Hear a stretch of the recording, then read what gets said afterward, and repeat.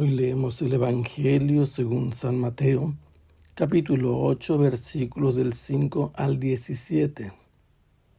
En aquel tiempo, al entrar Jesús en Cafarnaúm, se le acercó un oficial romano y le dijo: Señor, tengo en mi casa un criado que está en la cama, paralítico, y sufre mucho.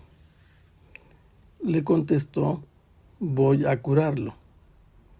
Pero el oficial le replicó: Señor, yo no soy digno de que entres en mi casa. Con que digas una sola palabra, mi criado quedará sano. Porque yo también vivo bajo disciplina y tengo soldados a mis órdenes. Cuando le digo a uno ve, él va; al otro ven, y viene; a mi criado hace esto, y lo hace.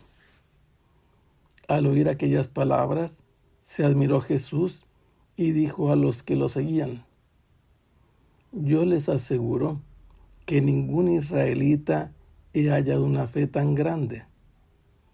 Les aseguro que muchos vendrán de oriente y de occidente y se sentarán con Abraham, Isaac y Jacob en el reino de los cielos.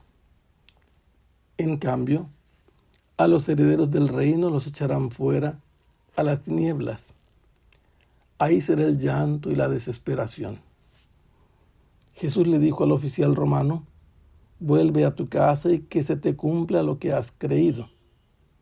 En aquel momento se curó el criado. Al llegar Jesús a la casa de Pedro, vio a la suegra que estaba en cama, la suegra de Pedro, con fiebre. Entonces la tomó de la mano y desapareció la fiebre. Ella se levantó y se puso a servirles.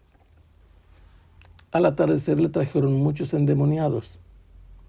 Él expulsó a los demonios con su palabra y curó a todos los enfermos. Así se cumplió lo dicho por el profeta Isaías: Él hizo suyas nuestras debilidades y cargó nuestros dolores. Se nos cuenta en este relato que Jesús había entrado a Cafarnaúm. Cafarnaúm, en primer lugar, significa aldea de Nahum. Nahum puede ser el nombre de una persona, como existe un profeta con ese nombre, o puede significar también una aldea pacífica, tranquila. Ese lugar se encuentra geográficamente al noroeste del lago de Galilea, entre Corosaín y Genezaret. Este lugar era límite de las tetrarquías de Herodes Antipas y Herodes Filipo. En ese lugar, al llegar Jesús a ese sitio, se le acercó un centurión. La palabra que aparece aquí es Hekaton Arjos. ¿Qué significa esto? Un jefe de 100. No es, como dice este pasaje oficial, un oficial romano. ¿Por qué no es un oficial romano? Primero, porque el emperador ponía en subasta las franquicias del cobro aduanal. Y entonces quien cobraba era el que debía tener a su cargo la manera oficial de obligarlos a pagar. Herodes Antipas se había criado en la ciudad de Roma y era aficionado a las instituciones y modos y costumbres de Roma y tenía un ejército a imitación de los romanos. Por eso tenemos que atenernos a lo que dice el texto griego. Se trata de un soldado que es jefe de 100 y que probablemente es un pagano. Y si nos ponemos en el lugar de estos dos hermanos, Herodes Filipo y Herodes Antipas, ¿a quién contratarían para que fuera soldado suyo? No contratarían por nada del mundo a un Galileo porque eran gente constantemente en rebeldía contra las autoridades impostoras. Por eso es probablemente que este sea un hombre pagano seguramente y posiblemente de Siria. Están en la ruta de Damasco. Este personaje se acercó a Jesús y le dijo: Señor, tengo en mi casa un criado que está en cama, paralítico. No se podía mover, estaba imposibilitado físicamente. Y entonces por eso viene a hablarle a Jesús, a pedirle que lo sane. Pero hay una cosa interesante aquí. Hay una palabra que dice criado, es la palabra pais, que significa niño, siervo, criado. Curiosamente de ahí viene paidagogos, pedagogía. Y la pedagogía consistía en castigar al niño para educarlo.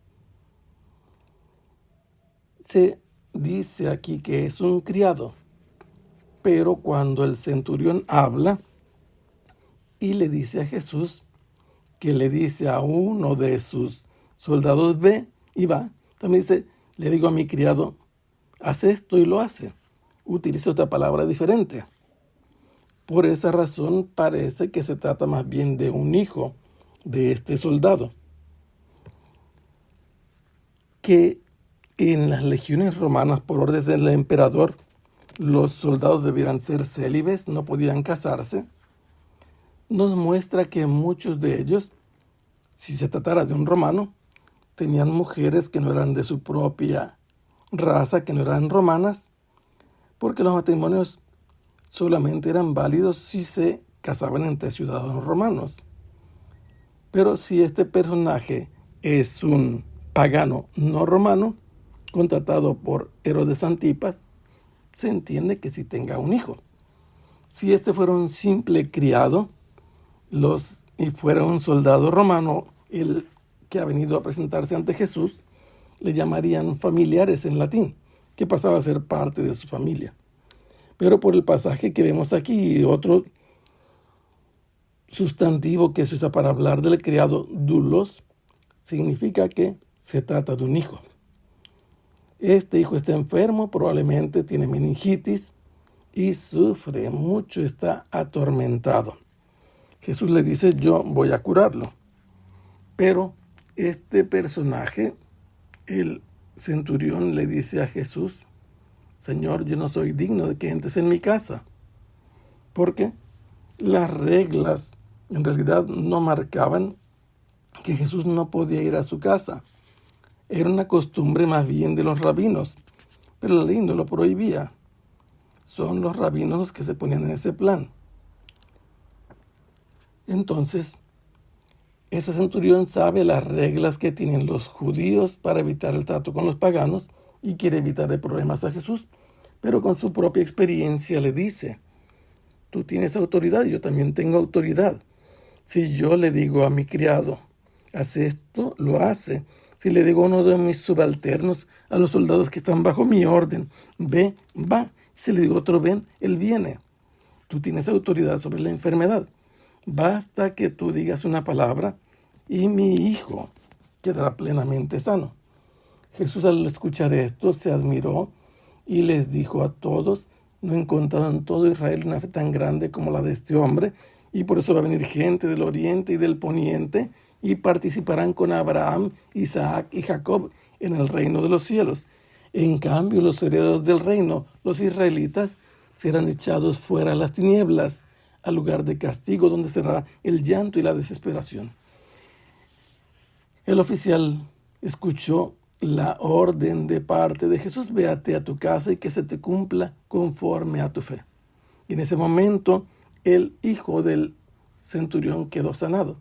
Pero Jesús llegó a la casa de Simón Pedro, donde la suegra estaba enferma, en cama, con fiebre, y él se acercó, la tomó de la mano y la fiebre desapareció.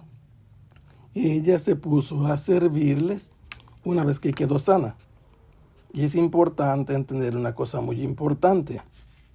Esta mujer es presentada aquí como alguien que ha quedado perfectamente sana, y el verbo que se usa allí para servir es aquel que algunos quieren jalar de los cabellos diciendo que se comportó como una diaconisa, ¿no? El verbo es simplemente servir, que quiere demostrar que quedó perfectamente sana. Y luego le trajeron a Jesús muchos endemoniados y muchos enfermos, y a todos los curó con su palabra. Y aquí se nos dice que Jesús tiene autoridad también sobre los demonios y las enfermedades, y así se cumple también la séptima predicción que se ha dicho del Antiguo Testamento en Jesús. Varias se usaron cuando se habló del cumplimiento de profecías para su nacimiento. Él es el que ha venido a cumplir lo que anunció Isaías, tomando sobre sí nuestras enfermedades y dolores. Que el Señor los bendiga. Hasta pronto. Sea alabado el Santísimo Sacramento.